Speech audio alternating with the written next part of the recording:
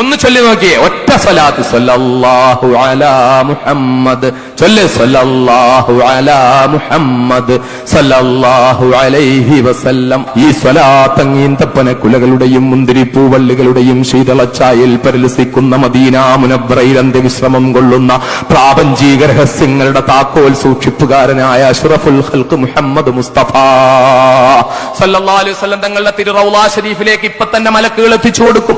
മലക്കുകൾ അങ്ങോട്ട് എത്തിച്ചു കൊടുത്താൽ അള്ളാഹുവിന്റെ റസൂലിന് അവിടെ സമാധാനത്തോടെ ഇരിക്കാൻ കഴിയില്ല, മടക്കാതെ അള്ളാഹുവിന്റെ ഹബീബ് തിരിച്ചിങ്ങോട്ട് സ്വലാത്ത് ചൊല്ലും, സലാം ചൊല്ലും. ഇതിലൊന്നും ഒരു സംശയവും വേണ്ട.